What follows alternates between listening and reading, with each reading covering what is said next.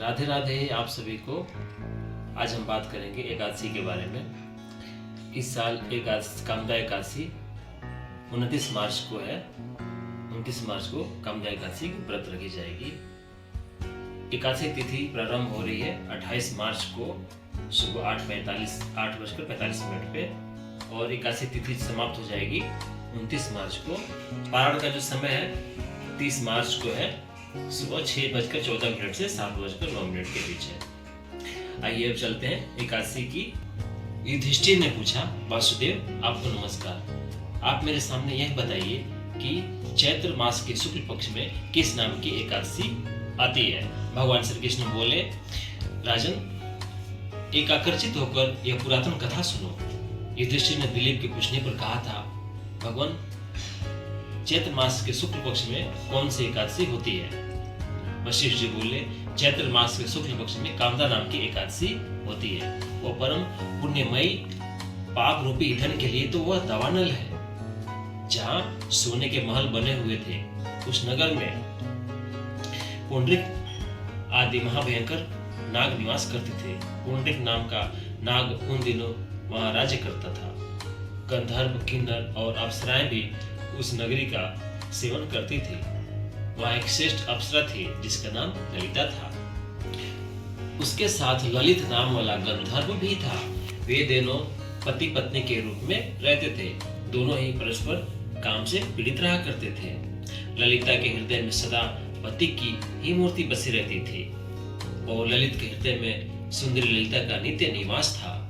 एक दिन की बात है, नागराज पुंडरीक राज्यसभा में बैठकर मनोरंजन कर रहे थे। उस समय ललित का गान हो रहा था, किंतु उसके साथ उसकी प्यारी ललिता नहीं थी। गाते गाते एक समय ऐसा आया कि ललित को ललिता का स्मरण हो गया। अतः उसके पैरों की गति रुक गई और जीभ लड़खड़ाने लगा। नागों में श्रेष्ठ कारकोटक ललित के मन का संताप का ज्ञात हो गया। अतः उसने राजा पुंडरीक को उसके पैरों की गति रुकने की, गान में त्रुटि होने की बात बता दी। कारकोटक की बात सुनकर नागराज पुंडरीक की आंखें क्रोध से लाल हो गई।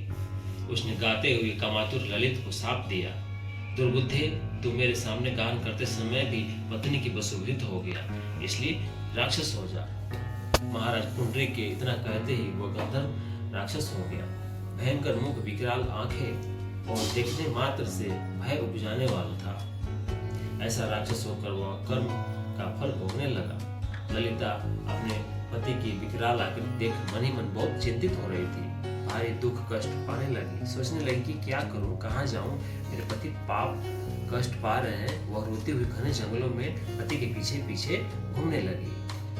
तभी वहां देखी कि शांत मुनि बैठे हुए थे। उनका किसी भी प्राणी से कोई वैर विरोध नहीं था।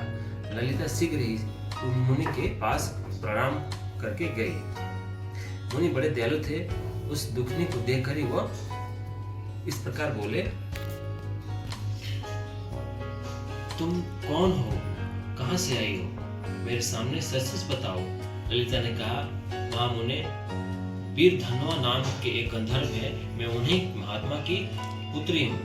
मेरा नाम ललिता है। मेरे स्वामी अपने पाप दोष के कारण राक्षस हो गए हैं। उनकी यह अवस्था देखकर मुझे चैन नहीं है। इस समय मेरा जो कर्तव्य है वह बताइए। जिस पुण्य के द्वारा मेरे पति राक्षस भाव से छुटकारा पा जाए, उसका उपदेश कीजिए। ऋषि बोले, इस समय चैत्र मास के शुक्ल पक्ष की कामदा नाम की एकादशी तिथि है, जो सब पापों को हरने वाली है और उत्तम है। तुम उसी व्रत का पालन करो। इस व्रत के पुण्य से उसे अपने स्वामी को दे डालो। पुण्य देने पर क्षण भर में ही उसके साप दूर हो जाएगा। मुनि का यह वचन सुनकर ललिता को बड़ा हर्ष हुआ।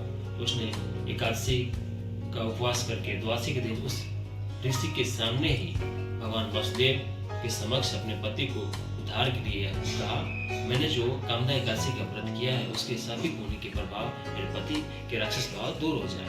वशिष्ठ जी कहते हैं, ललिता के इतना कहते ही उसी क्षण ललित का पाप दूर हो गया। उसने दिव्य देह धारण किया और राक्षस भाव चला गया। पुनः गंधर्व की प्राप्ति हुई। नृपश्रेष्ठ वे दोनों पति पत्नी कामदा के प्रवाह से पहले की भांति और अधिक सुंदर दिखने लगे, दिव्य दिखने लगे। इसके बाद विमान पर आरूढ़ होकर आने लगे। यह जानकर इस एकादशी के व्रत का यत्नपूर्वक पालन करना चाहिए। मैंने लोगों के हित के लिए तुम्हारे सामने इस व्रत का वर्णन किया है। कामदा एकादशी ब्रह्म हत्या आदि पापों तथा पिशाचत्व आदि दोषों का भी नाश करने वाली है। राजन, इसके पढ़ने और सुनने से वाजपेयी यज्ञ का फल मिलता है। राधे राधे।